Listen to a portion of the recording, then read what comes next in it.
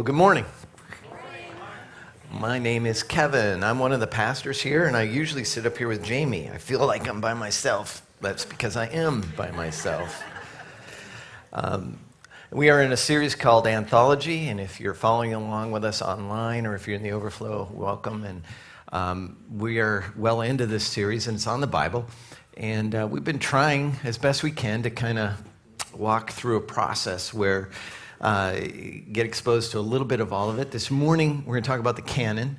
And as we go there, I want to share with you just a story from my high school years. You ever rappel off a cliff? Anybody here done rappelling? Oh, there's a few of you. Great. In 1978, I was part of a camp. We went up to Lake Superior at a a cliff called Lake Palisade. Anybody ever been there? Probably not. It's not a great destination, but it is. You wouldn't pack your bags and go, hey, let's go there. It looks over Lake Superior. It's about 300 feet off the water. It is spectacular view if you're just standing there and looking. And I had never rappelled before, so they had taught us the basics. If you don't know what rappelling is, it's basically what you see Tom Cruise do off the side of in any Mission Impossible movie off of a building. And then sometimes they go frontwards and sometimes they go backwards. It's ridiculous. And it looks real easy on TV. It's not. And so as a 15-year-old, they taught us the basics. You basically put a harness on you, they tie a rope to you, and then you put a rope around your back and you back over a cliff and somebody holds onto the rope so you don't die. And so we practiced on a 20-foot thing, and honestly, I thought I was going to die just going off 20 feet because it's counterintuitive. Because you've got to trust a rope, you've got to lean back, and then you just step over the edge. I've never parachuted out of a plane, a perfectly good plane, but I do believe some of you have done that, and that probably is a similar feeling, is that, I'm going to jump out of the plane, never mind. That one I have never done. But, so we get there, we're standing on the edge, and we're looking over this 300-foot cliff, and the instructor, the guy, our camp counselor, says, I'll go first. And I said, awesome, go first. There was only 10 of us, so he's going to go first. And then he goes, Kevin, you're going to go next. And I was like, rats. So I watch him go over, which gave me some confidence I watched his feet as he stepped over. So imagine yourself, 15 years old, you're strapped in, they tie a rope around you. And then they say, okay, there's a guy with a belay. He's lowering you down the mountain, and then you have a rope around you as well that you're holding onto, and it's not like you bounce down. You basically inch your way down. So if you can imagine that you're standing there, you look out over this 300 feet, you turn your back to it, and you say to the guy, "All right, I'm going to back over." So you literally have to lean into a rope. Everybody, It takes a whole lot of trust. And you have to trust the whole thing. You can't just trust one piece of it. You can't just trust the person that's holding the rope. You can't just trust the rope itself. There's somebody tied a knot, and there's a carabiner that's clipped to you, and there's this netting that's around you you're tied into, and they kept saying, trust, and I kept going, yeah, and I was at that edge, and my legs. Have you ever gotten to that place where you're so nervous that your legs just start shaking? And both my legs were just shaking, and I thought I stood there for 3 hours before I backed off. It was about 10 minutes. It took me 10 minutes of being convinced that I need to step off and trust the rope. And so then you kind of, and it's such a weird feeling. You just kind of go, whoa, and then you're like, it's not like if you fall, you're going to be okay. If you fall, you're going to die. So you find yourself leaning over 300 feet on a rope, kind of letting yourself down. And, you watch these people do it, and if you've done it a lot, you bounce down like, ooh, this is fun. And for the first time, you crawl down. Basically, you walk down the side. And I've done it a couple times since then. I'm no better at it. And I'm still just as scared when you step off the edge because it's so not natural to just trust a rope to hold you. Well, this is kind of what we're talking about this morning, is repelling. The Canon, which, if you're not sure what the Canon is the collection of 66 books that we call the Bible. And the Canon was assembled by the middle of the 2nd century, about 130, 140. But it wasn't finalized until the 300s. And we'll get into those dates in just a minute. But the Canon is an exercise in trust. It is an exercise in understanding that somewhere along the line, God decided to put a book together, and this book, assembled over 1,600 years, that's a long period of time, 40 different authors, came together to be called what we call the Bible. And the New Testament and the Old Testament are divided from before Christ, after Christ. And so there's the whole Old Testament looks forward to that moment of the arrival of the Messiah and speaks to it continually, ongoingly, of the coming Messiah, prophesies about him. Jesus arrives, and then the Old Testament, if you could kind of envision this whole thing coming together at that point of history where Jesus comes. We do our calendar based upon that. I know you're aware of that, but there's this degree of in history. It's rooted in this moment as the arrival of the Christ, the Messiah. And then the New Testament is written and in letter form, in gospel, and it is written and distributed among the churches. So you've got this kind of pinnacle of history. It falls away from the life of Christ. And it is cemented in a historical event, if you can think of it that way. If you can think of our understanding of God and the Bible as not just merely a theory, not merely an idea, but actually rooted in history. So we find ourselves reading the New Testament, looking back on that event. If you read the New Testament, you begin to go, oh, this has a lot to do with this person of Jesus Christ who lived, died, and rose from the dead. And the New Testament is written as though people actually saw him after he rose from the dead. And so there is this eyewitness testimony that is interwoven throughout the New Testament that you go, oh, okay, this is what happened. And when it was written down and when that stuff was done, was largely done in a time frame in which people could go and say, hey, did this really happen? They could talk to the eyewitnesses. So there's this sense of, okay, this is how that took place. Whereas the Old Testament was written primarily through this idea of history and events, and then also through poetry and through wisdom and different things. And so it was written over much, and law. And there's law in it. So let me just ask you this question. And it's kind of where we want to sit this morning. This is going to be somewhat academic because it's the canon. But what are you convinced of is the question I want you to wrestle with. What are you convinced of? And what does it take for you to be convinced? What are you convinced of, and what does it take for you to be convinced?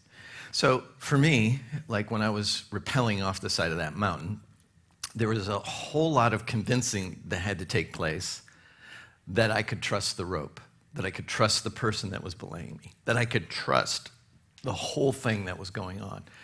Otherwise, I would never have backed off of that cliff. And I would say there's a similar amount of faith and trust involved in this idea of believing the Bible. But believing the Bible requires us to ask several questions of what am I convinced of? What do I truly believe? What is it that I would say this is absolutely true? So I don't know if you heard about the recent attempts out in Nevada for people to gain access to Section 51. Yeah, you hear about that? So there's people that actually believe that that our government is holding space aliens, right? I'm just making sure you're hearing me. Somewhere in Section 51. So bunch of people, I'm sure a lot of people are not believers, but they thought this would be fun, and they just got together and decided to storm Section 51. But all that to say is that what we're convinced of will propel us into action. So if we're not convinced, we probably won't. And so being convinced sits in this place of belief. We start believing something is true. We investigate so that we can trust it, and then we act on faith. And so there's a degree of these people that all arrived out there on the desert to storm, and there's some sense of belief. There's some sense of trust. There's some sense of, now I'm going to act in faith. I'm going to do something about it. And so when you and I right now find ourselves investigating a story online, like you read a story on Facebook one time, I'm sure, or online, and you said, I wonder if that's true. I wonder if that story is really true. And sometimes I believe them, sometimes I don't, and sometimes I'm curious enough to find out whether it's true or not. But have you ever believed something that you ended up finding out later that it wasn't true? No? Am I the only person that does that? Like, before it used to be email stories. People would send you an email and say, hey, read this, da, da, da. And I'm going to be like, that's not true. That's not true. So just stop reading them. Eventually, you just stop. But the internet is full of urban legends. It's full of things that are just not true. So how do you know? So how do you become convinced? How do you as an individual go, okay, I can sort out the truth from the error. I'm going to look at this objectively. I'm going to make a decision based upon fact, not upon emotion. And so, and for us in this generation of information, we live in an information generation that is unbelievable. There's so much out there, and there's so much that's not true and so much that's true, and how do you discern the difference? And so this is the question I think actually that all of us need to ask. It is a question I think that we need to actually ask of the Bible. How do we know? How do we know it's true? How did they assemble this? What did they do? How did they go about it? And I think this is where the beginning of faith, trust, and belief come together. So if you were to go online, I actually tried to find a story, and I deleted so much stuff. But if you were to read a story, you could read anything right now about Donald Trump. That's probably a bad example. And go, I don't know if I believe it or not. And so how do you find out what's reliable and what's not reliable? And so the bottom line is this: you got to find out who wrote it. And so you look for the author. You find out who the author is, and then you can kind of go, okay, credible author, not credible author. You can, because the author matters. Because the author brings credibility to the information. The information doesn't bring credibility to the author. It doesn't work in inverse. It works only one way. Author brings credibility to information. Okay? So you look for the author. The second thing you do is you look when it was written. Was it written way after the fact, during the fact, up to date? Is it current? You want to know when it was written, because then the amount of distance between its writing and it's actually being true, the more distance between those two causes an inverse relationship to whether something is true or not. And then the third thing is you just got to consider the source. Where did it come from? And so all this is true. If you were writing a newspaper article, it's the same deal. You go and you find out who the author, if you're going to write it, you got to go and you got to talk to somebody right away. You got to get the facts, and you got to consider your sources before you write it as true. And then you build up over years, over time, an author builds up credibility because they've been proven to be reliable. Right? That's the basic way to do it. And then if you are just going to decide if a person is trustworthy, Not just something written. How do you decide if somebody is trustworthy or not? Y'all know somebody that you trusted and you shouldn't have. You place your trust in somebody and they let you down. You place your trust in somebody and they do the opposite. So a trustworthy person, again, is someone who builds up credibility over a period of time. You begin to place trust in them. And then, therefore, when they start telling you things, you become easily convinced of what they're telling you because you trust them. And trust is built up through reliability, consistency, truth-telling. All of those things become a way in which you, as an individual, will learn to trust somebody else. And so, with that, all of this stuff, all this idea, whether we do it intuitively or we do it intentionally, is all really applied to whether or not the Bible becomes trustworthy or not. The bottom line thing with this is that it's not just a human document. That's where it gets a little tricky. It gets tricky because it's not just that we're depending upon the people that were involved in the process. We're invoking this idea of one of our core expressions, if you've been with us for a little while, is we trust God in you. And we trust God in you means that somewhere along the line, God was involved in this process of putting together his Bible and writing his word. And so if we're going to say who the author is, there's a bunch of human authors, 40 over a long period of time, but the underlying author or the general editor, however you want to say that, is God. And so we find ourselves going, okay, this works for me, this doesn't work for me, but where we're going with this is I want to give you the criteria by which they went through to determine which books were in the Bible and which books weren't in the Bible. But before we do that, I want to take you to 2 Timothy chapter 3, verses 14 through 17. This is written by the Apostle Paul. Paul was writing to his friend Timothy. Timothy was pastoring a church in Ephesus, and he was telling Timothy, this is how I want you to set up the church. And for whatever reason, part of this is Timothy probably was suffering from a little bit of doubt, a little bit of things that he wasn't sure of, and he was struggling a little bit. And so these verses are meant to encourage him. And he says to him, 2 Timothy 3, 14 through 17, Paul saying to Timothy, "But as for you, continue in what you have learned and have become convinced of, because you know those from whom you have learned it." Okay. I'm just going to stop there. There's more to this, but I'm just going to stop there just real quick. Is that understanding trust and faith is understanding learned and convinced of. And in context of relationship, there's a relationship that exists between Timothy and Paul, but there's also a relationship between Timothy and those from whom he learned in the past.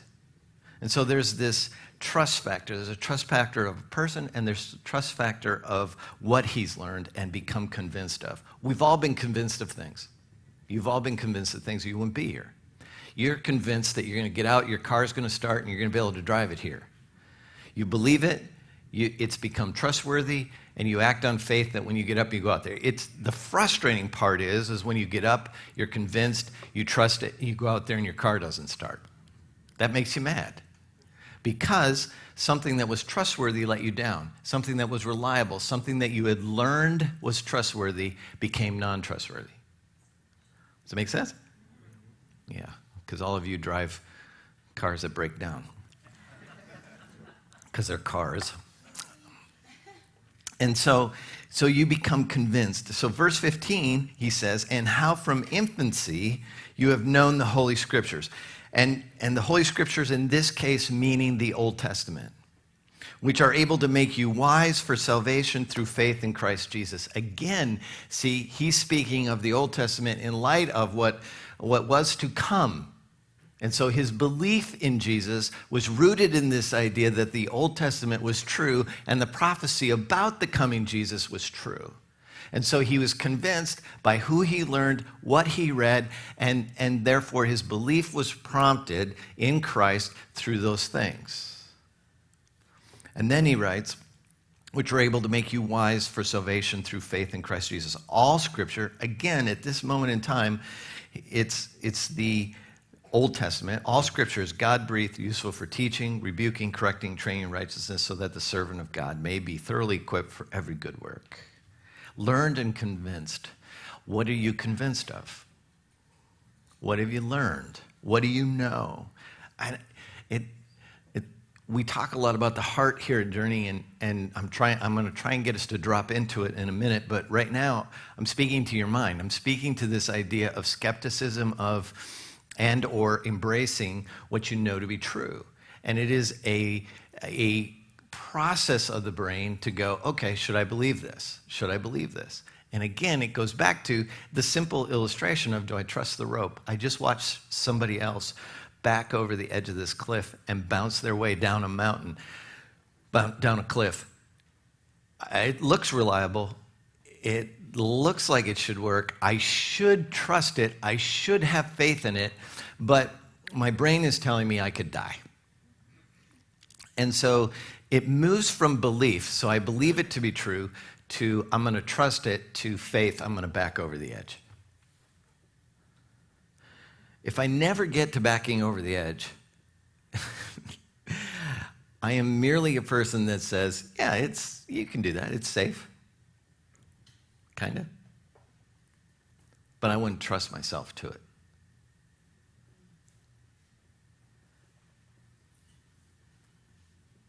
So what have you learned? What have you convinced of? What you know to believe to be true is put into practice. It is ultimately leaned into. It ultimately is why when you lean off of that cliff onto that rope, you're saying, now I trust. I actually have faith. My faith has been exercised. So first, a few dates that I want to share with you about and why they matter. The first one is AD 170.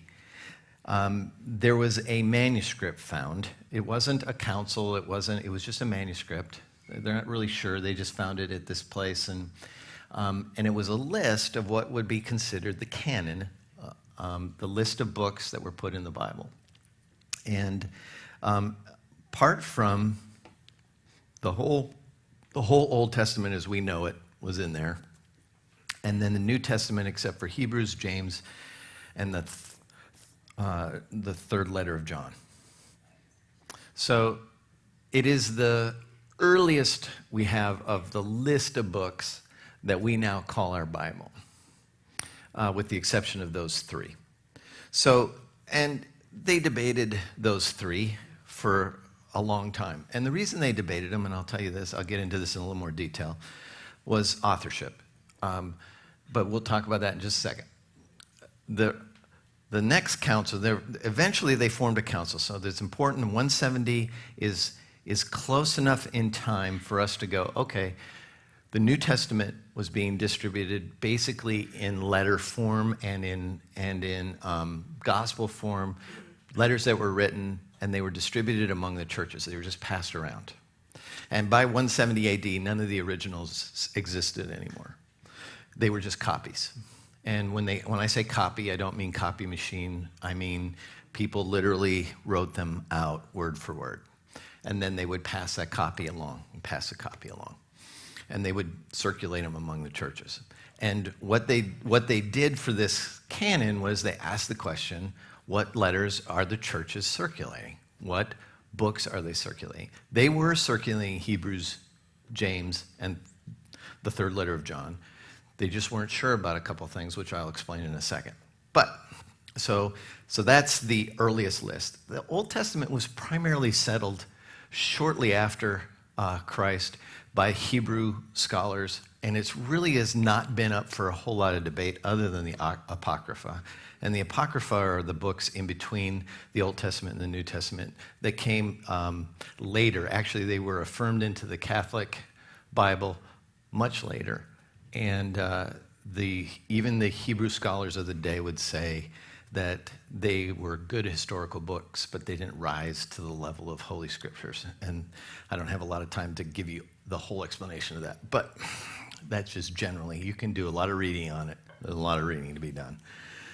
So in AD 363 at the Council of Laodicea, we The church got together, Catholic Church, and said, okay, the Old Testament, as we know it today, plus one book of the Apocrypha was added, and then the New Testament, except Revelation. And they struggled with Revelation. It was a heavy debate, partly because they didn't want to have to explain it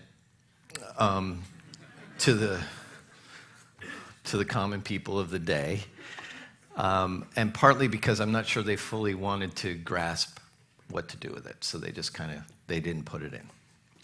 And then in AD 397, the Council of Carthage established the current Bible as we know it today.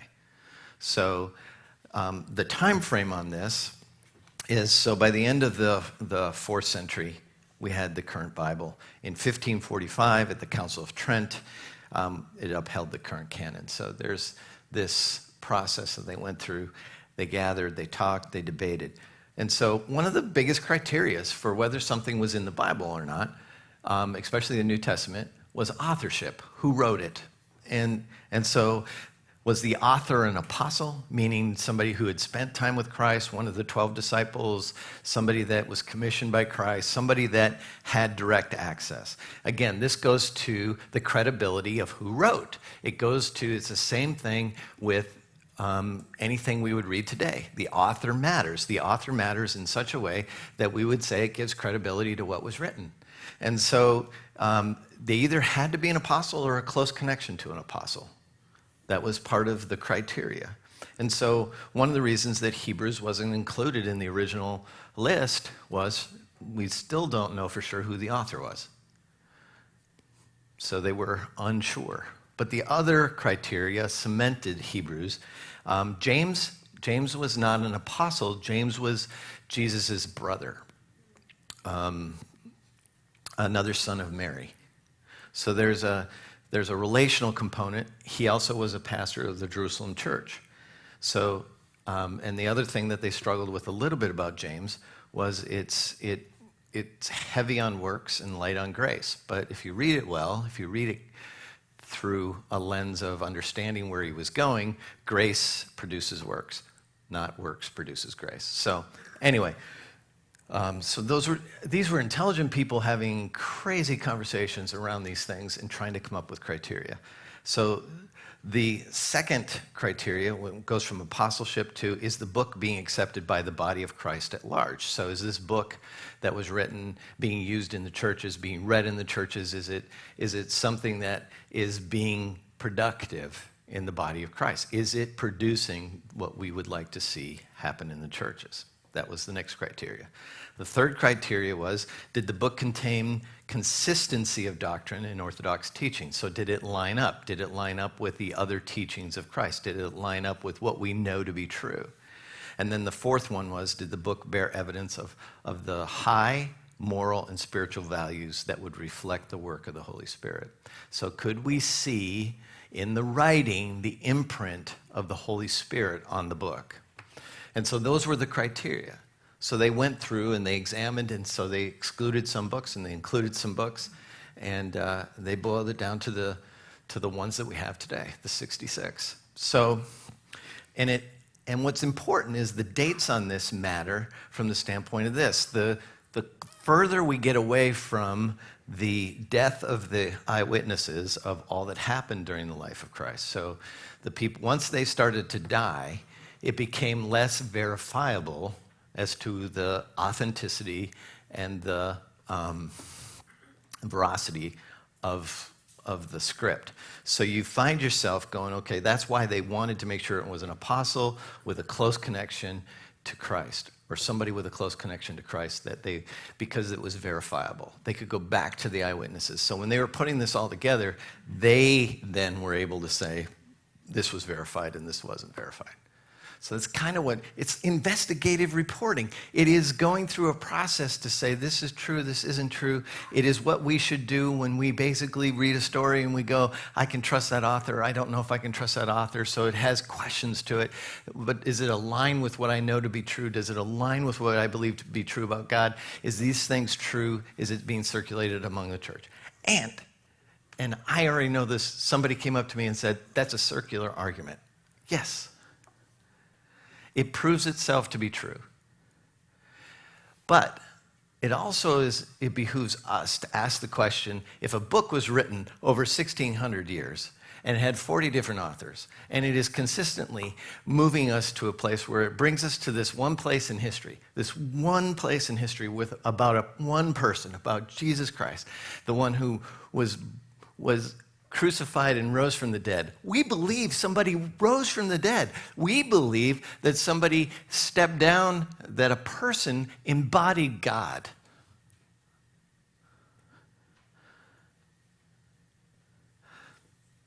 Just let that sit on you for a minute. And that he died on a cross, that he rose from the dead. And there was a bunch of people that wrote about it.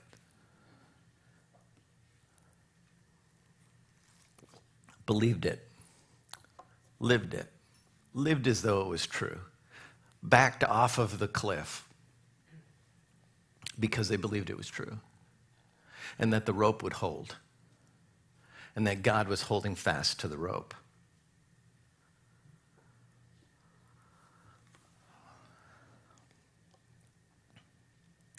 What are you convinced of? I mean, that's the question. Are you convinced? Are you, and it's okay if you're not. I mean, investigate, do the work, ask the questions that the Bible holds up over and over again. The Bible holds up over and over again. There's no piece of literature like it. There's no piece of literature like it. It spans so much time. It is so intertwined. It is so consistent. It also, I mean, I've got a whole section in here I don't have time to give you. But if you were going to write a Bible and you were going to have all these different authors write it and you got to be the editor, there's a lot of things in there you wouldn't put in there if you wanted to just make it sound good.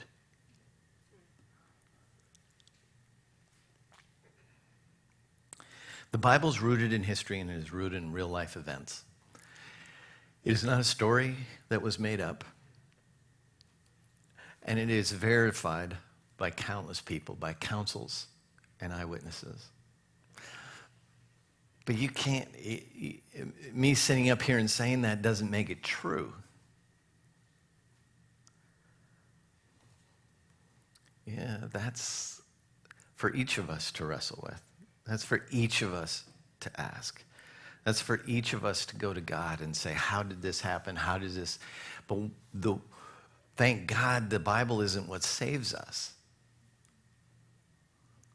Thank God the Bible isn't part of the Trinity. Thank God that the Bible is merely, but that's a bad word because it's so much more. But it is God's words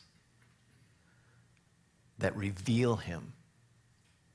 And that's the beauty of the Bible. It's a special revelation of God. It reveals his heart. It reveals how he deals with us. It reveals the Messiah. Jesus reveals more. General revelation is the idea that I can walk outside and look around and see creation and go, I can ask the question of it. Where did this come from? As human beings, the natural inclination is to ask the question, why am I here and where did this come from? Because we're made in the image of God. There's a God design for us. We believe that's true. And so the answer to the question for those who follow Jesus is, I believe God put it in play. I believe God did this. I believe that God put in me a curiosity. The general revelation is you can look at it and go, it created by an intelligent being who put it all together, or it happened by chance. Either way, I'm placing my faith somewhere. Either way, I'm trusting a rope as I back off the edge. And I'm not really good at trusting chance.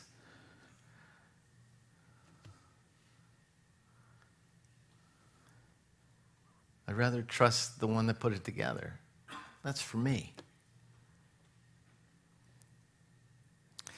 And so as you join me in backing off the edge,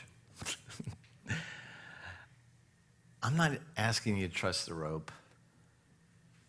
that would be the Bible, without trusting the one that's holding on to the rope, which is God.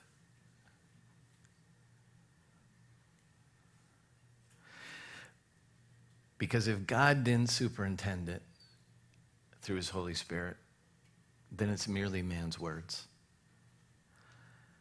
And if God didn't superintend it, then how do we trust it? At the end of the day, it boils down to faith. It's trustworthy. It holds up under scrutiny. But it also says that God took on flesh, died on a cross, and rose from the dead, which is amazing and awesome, because I believe it's true. Not because it's written in a book,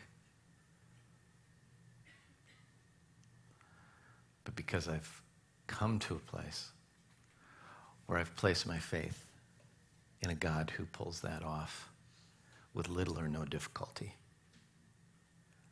So how is it that he couldn't write a book, preserve it for us, with little or not much difficulty?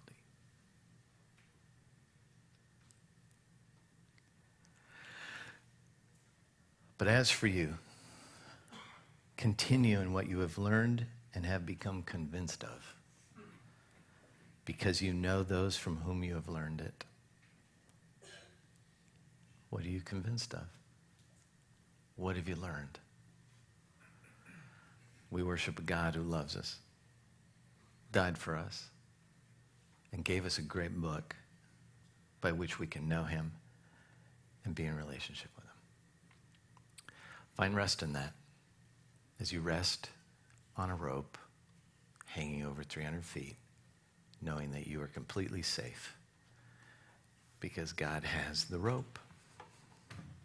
Let's pray. Jesus, thanks for these few minutes. Talk about something that requires more than 30 minutes to get to the bottom of. But Lord, I pray for us. I pray that we would rest in that we would, if not, wrestle with it. Just wrestle with it. It's okay. It's okay to know and still struggle and have doubts. It's okay to lean into this idea of, what am I convinced of? Can I trust the people I've learned from?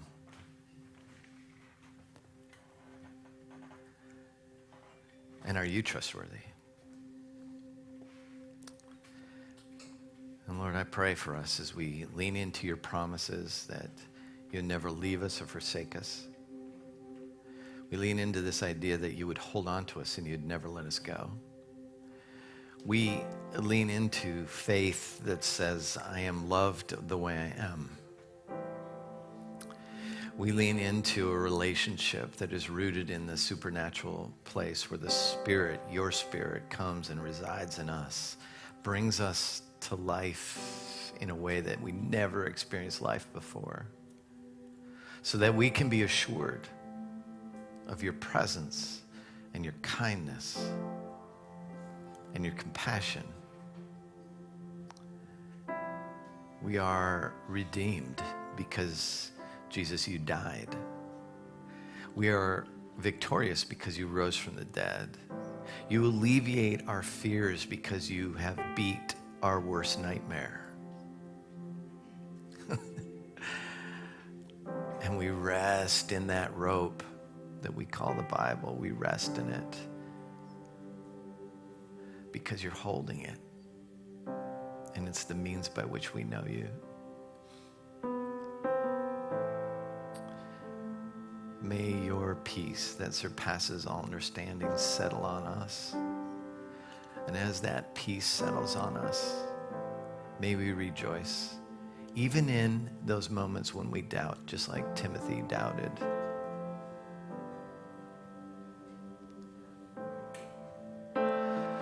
For the truth, the person of Jesus Christ, the Word made flesh, overwhelms our doubts. If we let you. May we find ourselves there today. And as we sing, as we rejoice in the truths, as we pray and sing, may our hearts leap as we bounce down that mountain. In Jesus' name, amen.